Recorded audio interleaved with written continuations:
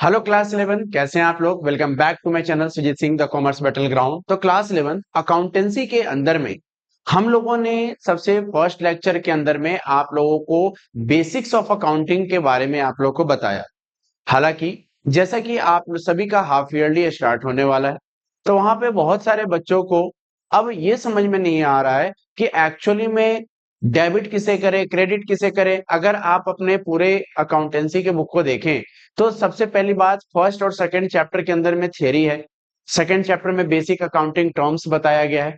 उसके बाद उस बेसिक अकाउंटिंग टर्म्स के अंदर में किसको डेबिट करना है, किसको क्रेडिट करना है, वो चैप्टर नंबर 6 में बताया गया है। और चैप्टर नंबर 6 के बाद चीजों को कैसे रिकॉर्ड करते हैं वो चैप्टर नंबर 8 में बताया गया है। अब बच्चे कंफ्यूज हैं कि एक्चुअली में वो इन सारी चीजों को, वो क्वेश्चंस को अटेम्प्ट कैसे करे। तो आइए मैं अभी आप लोग के साथ में चैप्टर नंबर सेकंड को और चैप्टर नंबर 6 को दोनों को मैं एक साथ मर्ज करके चलूंगा, और मैं आप लोगों को एकदम स्ट्रिक्टली आपको वही चीज कराऊंगा जो अभी आप लोग कंफ्यूज हो रहे हैं।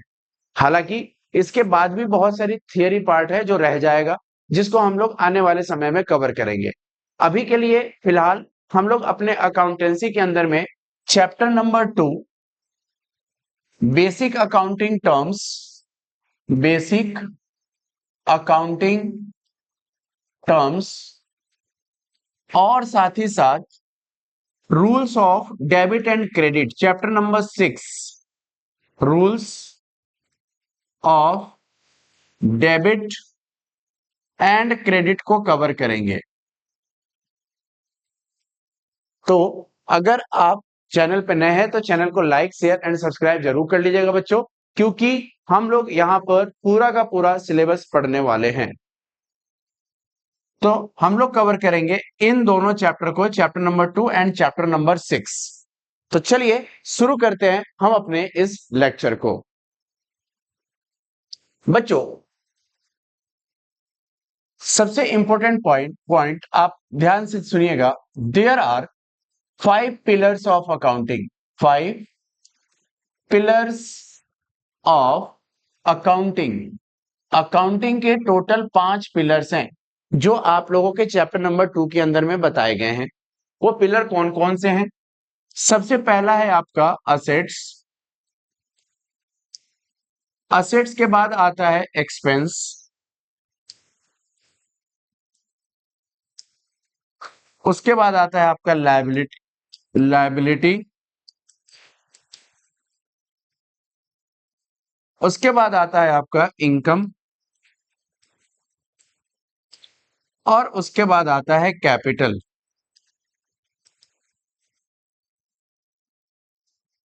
ये टोटल 5 पिलर्स हैं आप लोग के अकाउंटिंग के। Assets, expense, liability, income and capital. बच्चों, इन पिलर्स के बारे में अगर मैं बात करूं थियरी पार्ट का, तो ये पूरा का पूरा थियरी पार्ट आपको दिया गया है चैप्टर नंबर 2 के अंदर में। और इनका ट्रीटमेंट यानी कि क्या डेबिट होगा क्या क्रेडिट होगा उसका दिया गया है चैप्टर नंबर 6 में। हालांकि अकाउंटिंग इक्वेशन हम बच्चों बाद में करेंगे। अभी हम पहले यहाँ पर जो मेन मुद्दा है, हमें rules of debit and credit, और जो सबसे इंपॉर्टेंट चैप्टर है आपका चैप्टर नंबर 8 यानी कि जर्नल, उसको हम लोग कवर करने के लिए हम लोगों को इन पांचों टॉपिक से होकर जाना पड़ेगा। तो सबसे पहले हम इसी को कवर कर रहे हैं। बच्चों, अगर मैं बात करूं असेट्स का, तो असेट्स अगर इंक्रीज होता है तो हम क्या करते हैं, डेबिट। और अगर डिक्रीज होता है तो उसको हम करते हैं क्रेडिट। अभी बस आपको रिकॉर्ड करना है। असेट्स अगर बढ़ता है तो डेबिट और घटता है तो क्रेडिट। एक्सपेंस बढ़ेगा तो डेबिट और घटेगा तो क्रेडिट। लायबिलिटी इंक्रीज होगा क्रेडिट और डिक्रीज होगा डेबिट। इनकम इंक्रीज होगा क्रेडिट, डिक्रीज होगा डेबिट। और कैपिटल इंक्रीज होगा क्रेडिट और डिक्रीज होगा डेबिट। बच्चों, असेट्स को हम लोग हिंदी में क्या बोलते हैं? इसको हम बोलते हैं हिंदी में संपत्ति। हम डिटेल में समझेंगे अभी। एक्सपेंसेस, इसको हम लोग हिंदी में बोलते हैं क्या चीज? खर्चा। लायबिलिटी बोझ, बर्डन। इनकम फायदा। और कैपिटल पूंजी किसी भी बिजनेस को स्टार्ट करने के लिए जो पैसे की रिक्वायरमेंट होती है। तो ये 5 पिलर्स हो गए। पूरे इन पांचों पिलर्स के अंदर में आपके पूरे के पूरे कॉमर्स में इसके अलावा कोई बात नहीं होती। तो क्यों ना हम पहले इसी अब चीजों को कवर कर लें। तो आपको इन शॉर्ट याद रखना है कि असेट्स और एक्सपेंस इंक्रीज होगा तो डेबिट करेंगे, डिक्रीज होगा तो क्रेडिट होगा। LIC बढ़ेगा तो क्रेडिट और घटेगा तो डेबिट। ये दो चीजों में हमने सेपरेट कर दिया, AE और LIC। ठीक है। अब बहुत सारे बच्चे कहते हैं कि सर ये डेबिट क्रेडिट क्या है। बच्चों, डेबिट और क्रेडिट जस्ट एक अकाउंटिंग के लैंग्वेज को समझने का एक तरीका है। यानी कि डेबिट और क्रेडिट जो है, हम किसी भी अकाउंटिंग के भाषा को कैसे समझेंगे? With the help of debit and credit. ठीक है।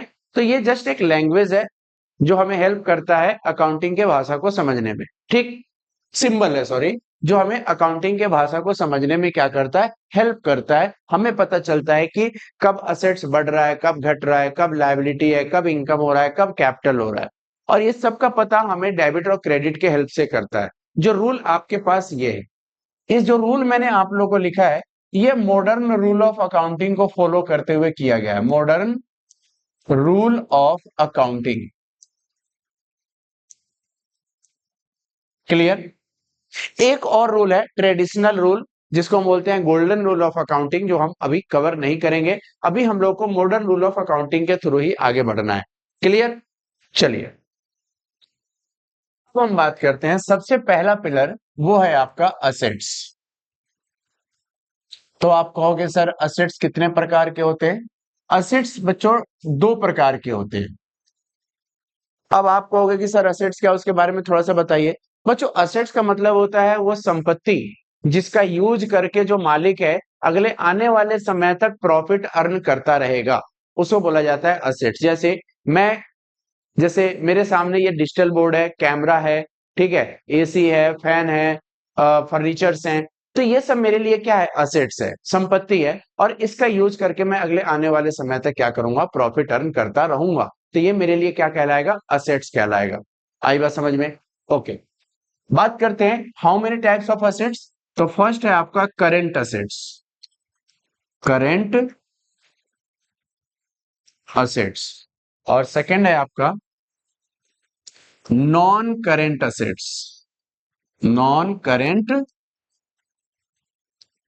असेट्स। अगर मैं बात करूं बच्चों, करेंट असेट्स किसे कहते हैं और नॉन करेंट असेट्स किसे कहते हैं, तो जरा संभलिए। सबसे पहले हम बात करेंगे करेंट असेट्स का। Readily realisable, readily realisable within 12 month. मतलब करंट असेट्स वो असेट्स होता है जिसको हम आसानी से 12 महीने के अंदर में कैश में कन्वर्ट कर सकते हैं। Easily convertible into the cash, example के तौर पे। और अगर मैं नॉन करंट असेट्स के बारे में बात करूं तो क्या लिखा है? Not readily realisable, realisable within 12 month. Realisable का मतलब होता है easily converted into cash. Readily का मतलब होता है बिना किसी परेशानी के। समझिएगा कैसे। सबसे पहले बात करते हैं करंट असेट्स की। एग्जाम्पल क्या है? सबसे पहला है कैश। बच्चों ये अपने आप में कैश है ना। बैंक, ये भी क्या है हमारे लिए? करंट असेट्स है। जब मर्जी आप कैश में क्या करते हो? उसको पैसे निकाल लेते हो, है ना। कैश हो गया, बैंक हो गया। स्टॉक, क्या हो गया? स्टॉक। बच्चों एक दुकान है आपका, दुकान आपका मोबाइल बेचने का है। अब बताना, आपके दुकान में जो मोबाइल का ही तो स्टॉक रहेगा ना। अब आपके दुकान में AC भी है, फर्नीचर भी है, मशीन भी है, सब चीजें हैं। लेकिन आपका काम क्या चीज का है? मोबाइल सेल करने का है। तो मोबाइल आपके लिए करंट असेट्स है। कोई कस्टमर आता है, मोबाइल निकालते हो, देते हो, पैसा ले लेते हो, है ना। तो ये आपके लिए क्या बन गया? Current assets. अब ऐसा थोड़ी ना है कि मोबाइल के दुकान में आप अपना AC बेच दे रहे हो, अपना फर्नीचर बेच दे रहे हो। That is not your business. तो आपके बिजनेस के लिए जो करेंट असेट्स है वो क्या हो गया, मोबाइल हो गया। ठीक, स्टॉक के बाद डेटर्स। डेटर्स को हिंदी में बोलते हैं देनदार, जो आपको पैसा देगा। अब आपका बिजनेस है, आप क्या कर रहे हो, सामान को क्रेडिट पे सेल कर रहे हो, उधार बेच रहे हो। तो जब आप अपना गुड्स का मतलब होता है सामान, जो भी आपके पास सामान है, गुड्स है, उसको अगर आप उधार बेचते हो तो 2 महीने, 3 महीने, 4 महीने में वो आपको पैसा देगा, जो आपके लिए वो डेटर है और वही आपके लिए करेंट असेट्स कहलाएगा। ठीक है, हिंदी में देनदार याद रखो, जहां से भी आपको पैसे आने वाले हैं वो सभी आपके लिए क्या है, करेंट असेट्स है। क्लियर? ओके, कैश हो गया, बैंक हो गया, स्टॉक हो गया, डेटर हो गया। सर और बताओ, bill receivable. Bill receivable, bill आपको कहीं से मिल रहा है, बिल रिसीवेबल का मतलब हो गया कि अब ये एक अलग मुद्दा हो जाएगा।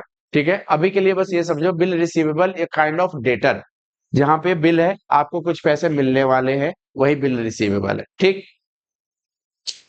तो ये हो गया आपका current assets. Non current assets क्या होता है? नॉन करेंट असेट्स में भी दो भागों में इसको कैटेगराइज किया गया। एक होता है आपका tangible fixed assets,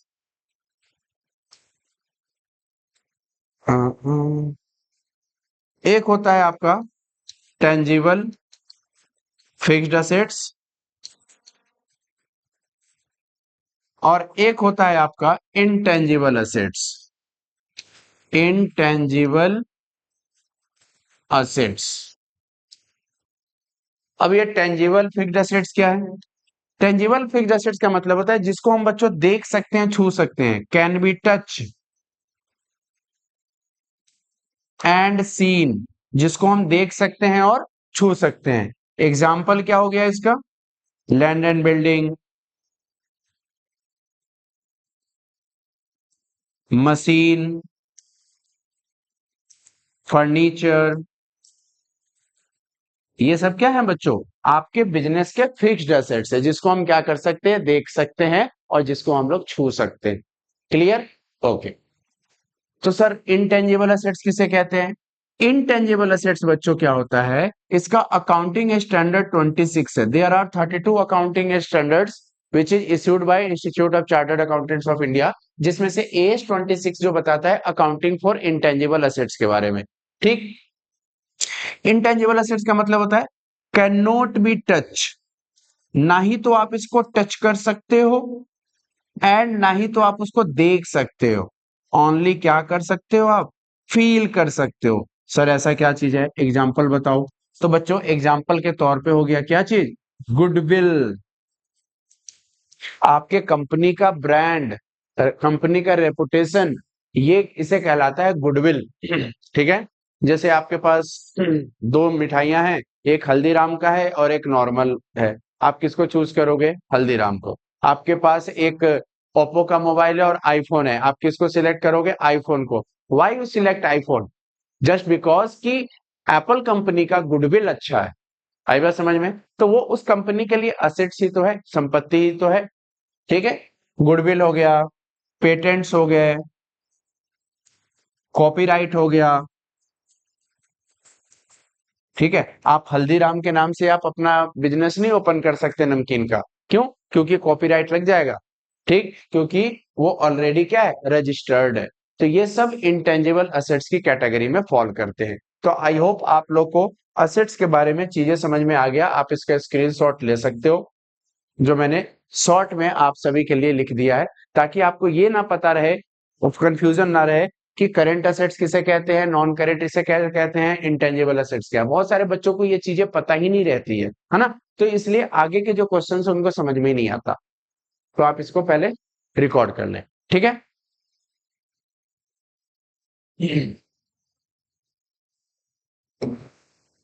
second pillar, expense. Expense को बोलते हैं हम क्या चीज, खर्चा। ठीक, बच्चों एक्सपेंस और एक्सपेंडिचर में डिफरेंस है। एक्सपेंस और एक्सपेंडिचर के बीच में डिफरेंस है, जो मैं अभी बताऊंगा। सबसे पहले इसको कैटेगराइज किया गया दो भागों में, एक है आपका रेवेन्यू एक्सपेंडिचर और एक है आपका capital expenditure. Capital expenditure. What is the difference between revenue expenditure and capital expenditure? तो रेवेन्यू एक्सपेंडिचर के कुछ कैरेक्टरिस्टिक्स है। रेकरिंग इन नेचर, ये ऐसा खर्चा है जो बार बार होगा, रेकरिंग इन नेचर। लेकिन जो कैपिटल एक्सपेंडिचर है वो नॉन रेकरिंग इन नेचर है, नॉन रेकरिंग इन नेचर। ये खर्चा बार बार नहीं होगा। तब आप कहोगे सर ऐसे कौन से खर्चे हैं बिजनेस में जो बार बार होते हैं, और पहले बताता हूं, अभी पहले देखो। और इसका रेवेन्यू एक्सपेंडिचर की क्या कैरेक्टरिस्टिक्स है? Do not increase the efficiency of an assets, किसी भी असेट्स की क्षमता को नहीं बढ़ाता। लेकिन कैपिटल एक्सपेंडिचर क्या है? Increase the efficiency of an assets. ये क्या करता है? असेट्स की एफिशिएंसी को इंक्रीज कर देता है, बढ़ा देता है। और क्या चीजें हैं बताओ? रेकरिंग इन नेचर हो गया, do not increase the efficiency of an assets हो गया। और चीजें अगर मैं बात करूं रेवेन्यू एक्सपेंडिचर की, तो और क्या क्या हो सकता है बताओ? Benefit expired with in 12 month, 12 महीने के अंदर में इसका बेनिफिट एक्सपायर हो जाता है। लेकिन कैपिटल एक्सपेंडिचर क्या है? Benefit does not expire with in 12 month, 12 महीने के अंदर में इसका बेनिफिट एक्सपायर नहीं होता। आओ जरा समझते हैं कैसे। अगर ये तीनों कैरेक्टरिस्टिक्स जो आपके सामने हैं, तीनों में से कोई भी एक अगर आप फुलफिल हो जाता है, तो आप आसानी से पता लगा पाओगे कि आपके कंपनी का रेवेन्यू एक्सपेंडिचर क्या है और आपके कंपनी का कैपिटल एक्सपेंडिचर क्या है। ठीक। रेकरिंग इन नेचर, बताओ आपके बिजनेस के अंदर में डेली हर महीने रेंट देना है, सैलरी देना है आपको, है ना, डेली बेसिस के साफ सफाई के खर्चे, ये सारे खर्चे क्या हैं? आपके रेकरिंग इन नेचर, हर महीने डेली बेसिस पे लगातार होता रहेगा, तो वो रेवेन्यू एक्सपेंडिचर है। ठीक। Do not increase the efficiency of an assets, इसका मतलब क्या हुआ कि बच्चों, अगर मैं अपने इंस्टीट्यूट का रेंट दे रहा हूं, तो क्या उससे मेरे इस डिजिटल बोर्ड का कोई एफिशिएंसी बढ़ गई क्या? The answer is no. ठीक है। क्या मेरा फैन तेज चलने लगा? The answer is no. तो ये वो खर्चे हैं जिससे आपके असेट्स के ऊपर कोई भी प्रभाव नहीं पड़ता है, उसको बोला जाता है क्या चीज? Revenue expenditure. Benefit expired with in 12 month, 12 महीने के अंदर में इसका फायदा है, बेनिफिट है, वो एक्सपायर हो जाता है। मैंने अगस्त की सैलरी दी टीचर्स को, बेनिफिट एक्सपायर। फिर सितंबर में सैलरी दी, सितंबर पढ़ाया, फिर बेनिफिट एक्सपायर, फिर मुझे अक्टूबर को देना पड़ेगा। तो क्या हो रहा है कि वो खर्चा है जिसका बेनिफिट जो होता है वो 12 महीने के अंदर अंदर एक्सपायर हो जाता है। तो सर इसके कुछ एग्जांपल्स बता दीजिए। आओ जरा एग्जांपल्स पे चलते हैं हम लोग।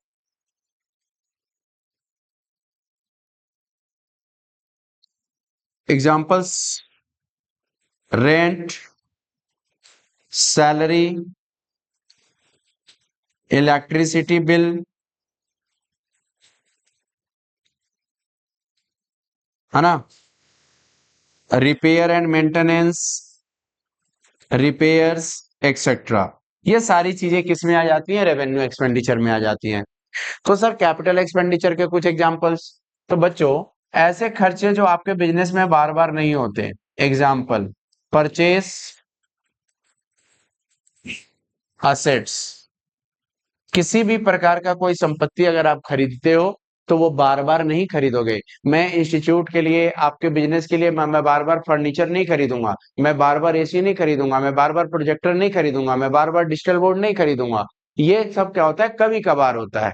ठीक है, ओके। सर और खर्चे बताओ, इसका मतलब क्या हुआ, increase the efficiency of an assets. बच्चों, मेरा फैन धीरे चल रहा है, मैंने उसका कंडेंसर बदल दिया, अब वो पंखा तेज चलने लगा।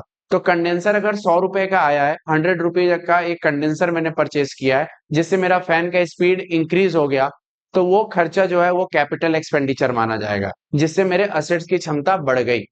एक मशीन है, उसका कटर जो है खराब हो गया है, मैंने कटर ही रिप्लेस कर दिया और एक नया कटर लगा दिया, तो वो कौन सा एक्सपेंडिचर कहलाएगा, कैपिटल एक्सपेंडिचर कहलाएगा। ठीक है।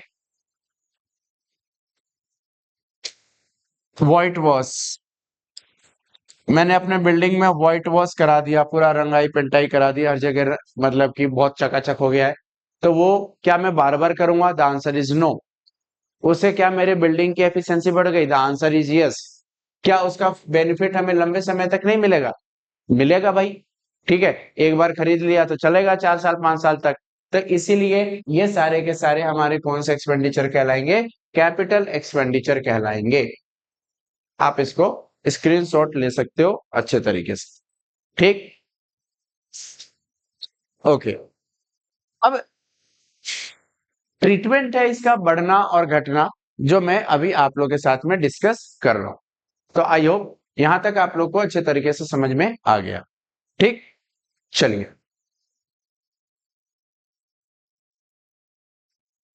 थर्ड पिलर है लायबिलिटी, जिसको हम लोग हिंदी में समझने के लिए क्या कहेंगे, बोझ। लायबिलिटी भी बच्चों दो प्रकार की होती है। कौन कौन सी, एक है आपका करेंट लायबिलिटी और एक है आपका non current liability. Non current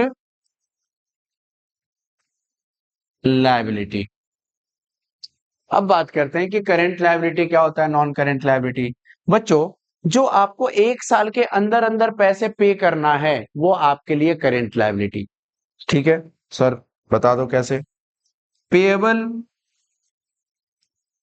with in 1 year, 1 साल के अंदर अगर आपको पैसा देना है किसी को, तो उसको बोला जाएगा करंट लायबिलिटी। ठीक है, पेएबल आफ्टर 1 ईयर, 1 साल के बाद अगर आपको पे करना है, तो लंबे समय के लिए है, तो नॉन करेंट लायबिलिटी। एग्जाम्पल क्या है, क्रेडिटर्स।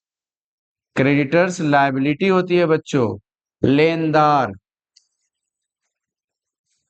जो आपसे पैसे लेकर जाएगा। अगर आपने किसी से सामान उधार परचेस किया है, तो उधार खरीदना भी अपने आप में क्या है, हमारी लायबिलिटी को बढ़ा देता है, बोझ बढ़ जाता है। सामान तो खरीद लाते हैं, लेकिन हमारा बोझ भी क्या हो जाता है, बढ़ जाता है, लायबिलिटी बढ़ जाता है। ठीक है, इसको बोलते हैं क्रेडिटर्स। किसी भी प्रकार का कोई बिल अगर आपको पे करना है, तो वो भी आपके लिए क्या है, लायबिलिटी है, करेंट लायबिलिटी है, बिल पेएबल।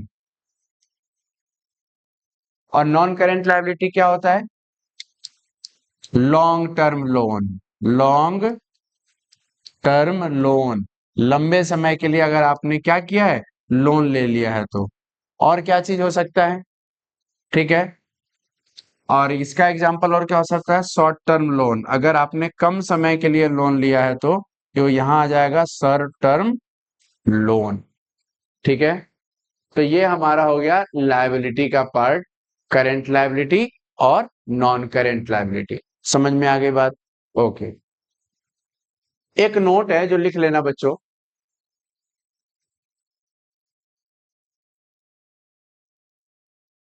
अगर कोई भी खर्चा है, एक्सपेंस है, अगर उससे पहले आउटस्टैंडिंग,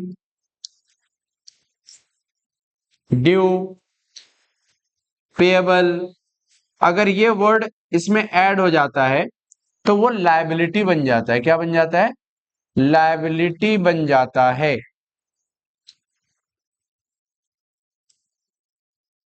और खर्चा तो है ही है, जैसे कि आउटस्टैंडिंग रेंट। रेंट क्या है, सिर्फ खर्चा है, एक्सपेंस है। आउटस्टैंडिंग रेंट खर्चा भी है और लायबिलिटी भी है। आउटस्टैंडिंग सैलरी, आउटस्टैंडिंग का मतलब होता है बकाया, दिया ही नहीं है 2 महीने से, तो सर पे बोझ होगा और खर्चा भी होगा। तो इस तरीके का मतलब क्या हो गया कि ये सारे के सारे आपके लायबिलिटी कहलाते हैं। क्या कहलाते हैं? लायबिलिटी। तो आप इसके अंदर में एक और आप ऐड कर सकते हो, आउटस्टैंडिंग एक्सपेंसेस। ये क्या हो गया? वो सारे के सारे खर्चे जो अभी तक बकाया हैं, ये क्या हो जाएंगे? आपके करंट लायबिलिटी के अंदर में कंसीडर कर लिए जाएंगे। ठीक है, ओके। तो ये आपका करंट लायबिलिटी के बारे में भी मैंने बता दिया कि क्या करंट लायबिलिटी है और क्या नॉन करंट लायबिलिटी। ठीक है, ओके। नेक्स्ट चलते हैं हम लोग